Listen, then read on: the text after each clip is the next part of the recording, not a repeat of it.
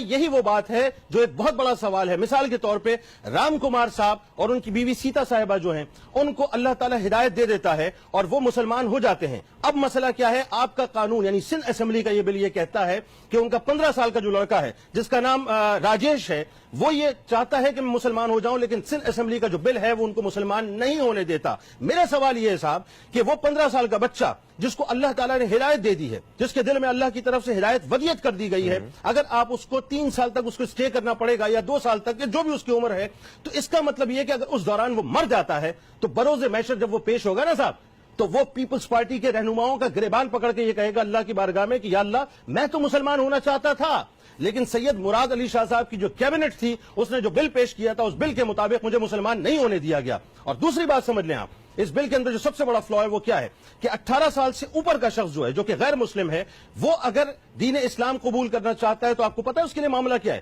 21 دن تک اسے ایک سیف ہاؤس میں رکھا جائے گا، یعنی فیصلہ کرنے سے پہلے اسے سوچنے کا وقت دیا جائے گا، اسے مختلف مذاہب کے لٹریچرز دیے جائیں گے اور اس سے کہا جائے گا کہ اپنے فیصلے کو ریکنسائل کرو. یعنی اس کا مراد یہ ہوئی کہ اللہ اس کو جو ہے ہدایت دینا چاہتا ہے، بندہ اس کو سیف ہاؤس میں رکھ کے 21 دن کا موقع دینا چاہتا ہے کہ وہ سوچے کس کی سانس کی ضمانت ہے کہ کون کتنا زندہ رہے گا. جس کو ہدایت اللہ نے دے دی ہے، یہاں سندھ اسمبلی کا کون سا ایسا قانون ہے یا کون سا ایسا لیڈر ہے جس کے پاس یہ پاور ہے کہ وہ اللہ کے اور رسول کے قانون کو ڈیویٹ کرے، اس کو ایک طرف رکھے اور اس کو 21 دن کا موقع دے؟ اس کا مطلب یہ ہے کہ آپ مکمل طور پر اللہ اور اس کے رسول کے قانون کے خلاف بات کر رہے ہیں. مجھے ایک بات بتائیے، اسلامی جمہوریہ پاکستان آپ اسے کہتے ہیں فہیم بھائی، جی اسلام کے نام پر اس کی بنیاد رکھی گئی ہے، اسٹیٹ کا مذہب جو ہے دین اسلام ہے.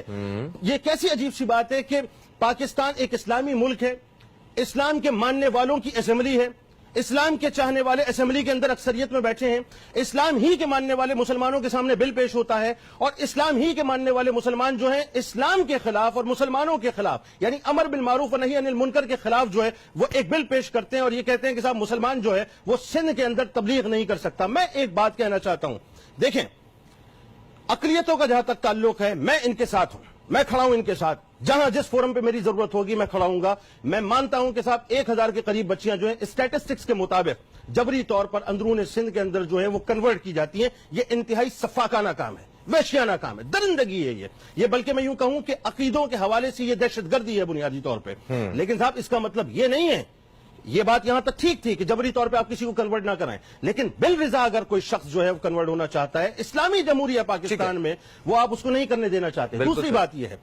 بات یہ ہے دنیا میں بڑی بڑی سیکولر اسٹیٹس موجود ہیں، سیکولر ممالک موجود ہیں. امریکہ نے آج تک پابندی نہیں لگائی صاحب، اس طرح کا کوئی بل پیش نہیں کیا.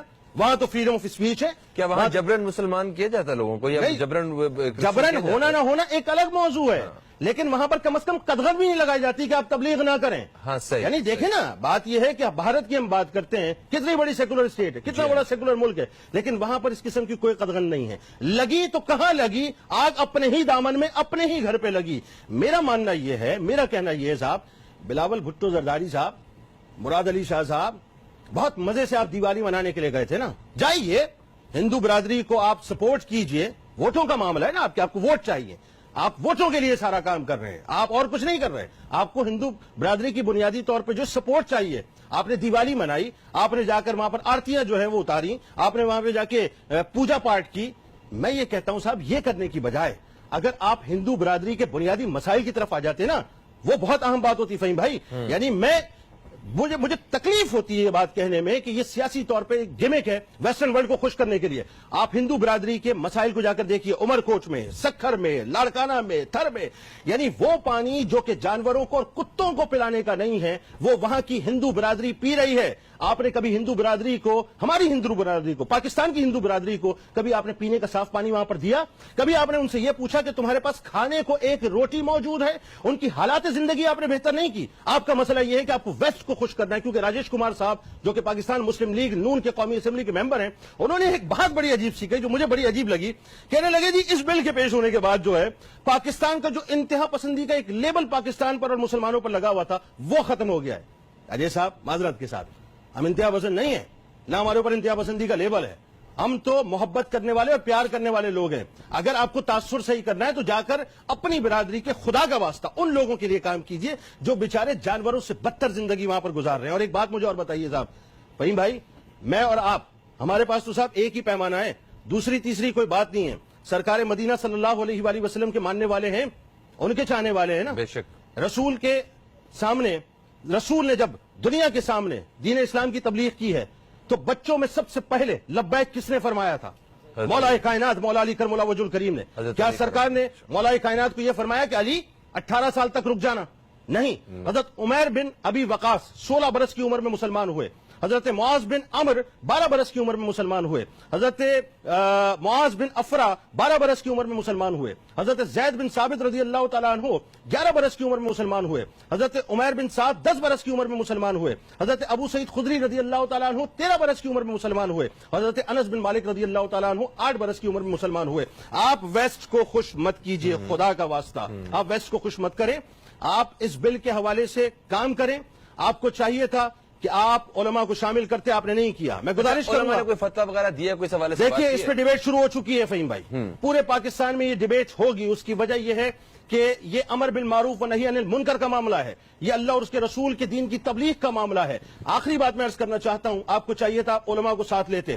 آپ جس برادری کو یا جس ویسٹرن ورلڈ کو خوش کرنا چاہتے ہیں, آپ مذاق مت کریں دین اسلام کے ساتھ. یہ آگ سے نہ کھیلیں, یہ آگ آپ کے دامن کو بھسم کر دے گی. پیپلز پارٹی نے بیسیکلی یہ پاکستان کی, میں جملہ کہنا چاہتا ہوں, پاکستان کی نظریاتی اساس کی بنیادوں کو ہلانے والی بات ہے. یہ آئین پاکستان, وہ آئین پاکستان جس کو بھٹو صاحب نے ترتیب دیا تھا. پیپلز پارٹی والے سمجھ لیں, آپ تو بنیادی طور پہ صاحب بھٹو صاحب کے مدار پہ آپ کیسے جائیں گے؟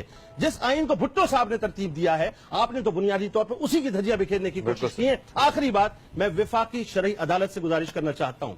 بہت سو موٹوز ہم لیتے ہیں, یہ نکیل کھینچیں, بتائیے صاحب کہ ہندو برادری یا اقلیتی برادری کو مسلمان کیسے پروٹیکٹ کرتے ہیں. ایسے نہیں, ان کے خلاف آپریشن ضرور کریں جو جبری طور پر مسلمان کر رہے ہیں, لیکن ساتھ ساتھ اس بات کا تدارک ہونا چاہیے کہ یہ اسلامی جمہوریہ پاکستان اللہ اور اس کے رسول کے ماننے والوں کا ہے, جو اپنی دین کی تبلیغ بھی کریں گے اور ہر انداز سے اپنے پیغام کو بھی